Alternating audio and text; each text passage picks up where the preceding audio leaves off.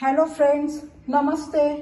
વિનાશ કિચનમાં મારા સબસ્ક્રાઈબર્સ અને વ્યુઅર્સને મારી યુટ્યુબ ચેનલ પર નવા વિડીયોઝ માટે સ્વાગત છે. આજે બનાવીશું પનીર કટલેસ.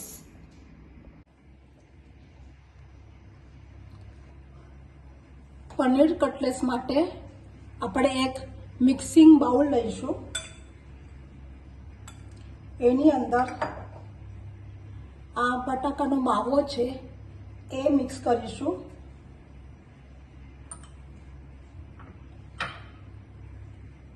પનીર છે એને હું છીની લીધું છે.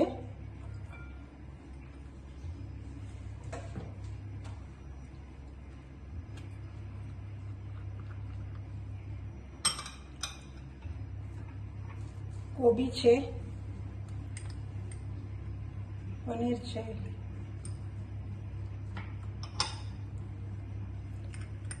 ડુંગળી છે અને ઓલરેડી કોબીસ નાખી અંદર. લીલા મરચાંની પેસ્ટ છે,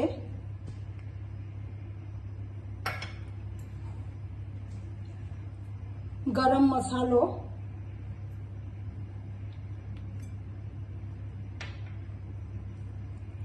લીંબુ,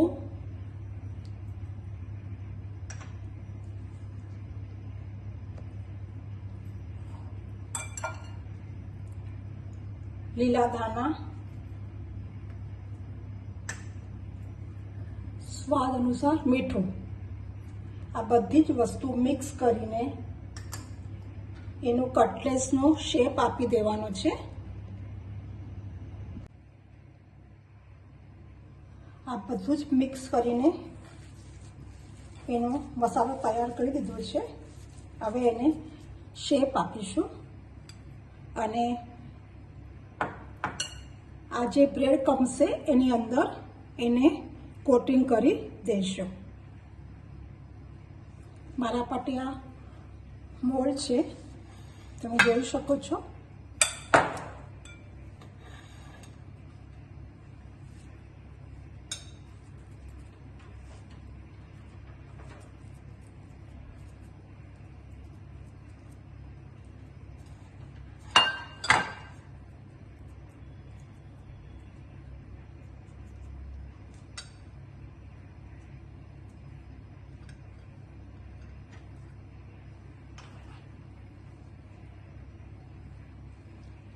જોઈ શકો છો તમે. હવે એની અંદર જે બ્રેડના ક્રશ કરેલું છે એના અંદર આપણે કોટ કરી દઈશું અને પછી આપણે એને શેલો ફ્રાય કરીશું. આ બધાની જે સામગ્રી છે તેનું હું ડિસ્ક્રિપ્શનમાં આપી દીધી છે.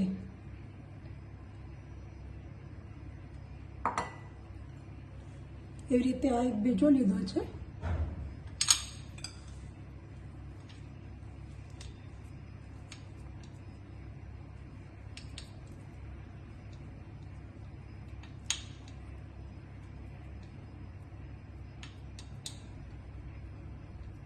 જોઈ શકો તમે.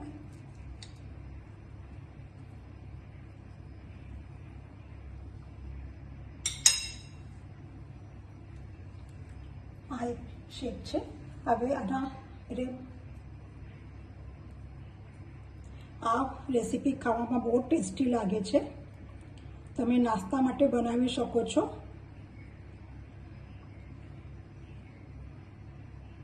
જો તમને આ રેસીપી ગમે તો તમે લાઈક, શેર અને સબસ્ક્રાઈબ કરો, જેથી નવા વિડીયો તમારા સુધી પહેલાં પહોંચશે.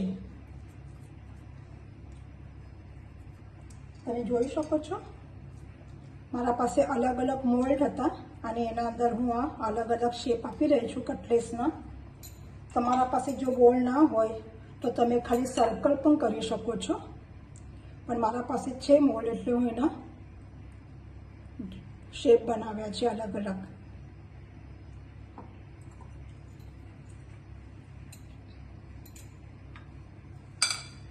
હવે આ બધા જે બનાવેલા છે એ હવે હું અંદર ડીપ ફ્રાય નહીં કરું, શેલો ફ્રાય કરીશ.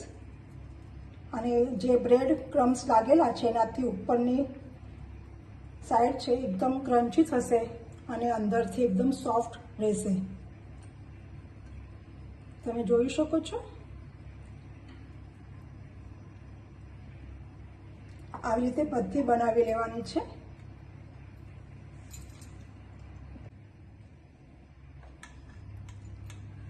તમે જોઈ શકો છો મારી અલગ અલગ શેપની કટલેસ તૈયાર થઈ ગઈ છે. હવે હું આને શેડો ફ્રાય કરીશ. આની બધી સામગ્રી જે છે એ હું ડિસ્ક્રિપ્શનમાં આપી દીધી છે.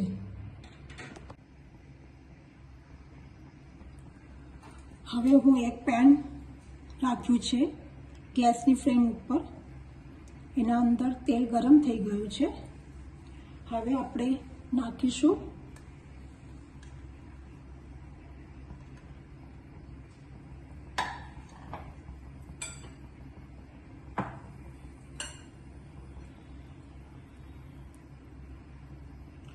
કટલેસ.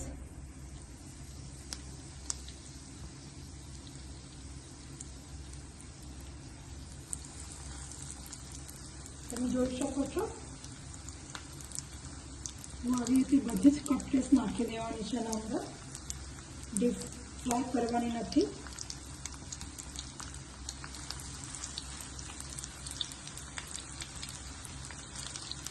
હું અલગ અલગ શેપમાં નાખ્યું છે.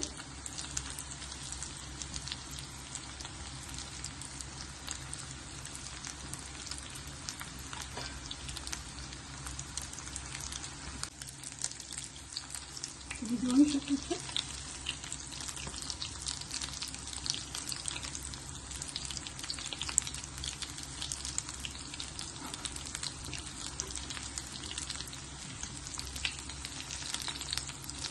ખાવામાં બહુ સ્વાદિષ્ટ લાગે છે. તમે એક વખત ચોક્કસ કરો. અને આની ગેસની ફ્લેમ ફાસ્ટ જ રાખવાની છે, સ્લો રાખવાની નથી.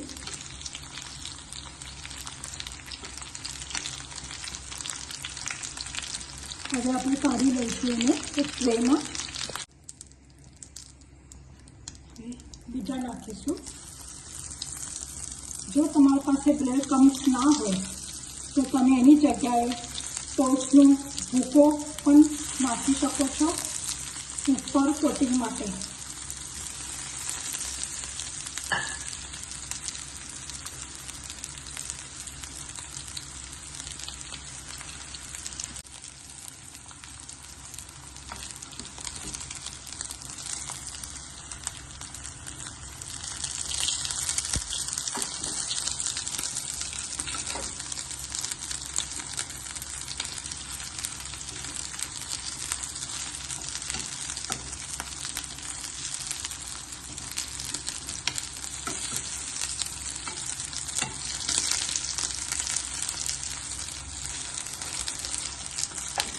હવે આપણે એક પ્લેટમાં કાઢી લઈશું.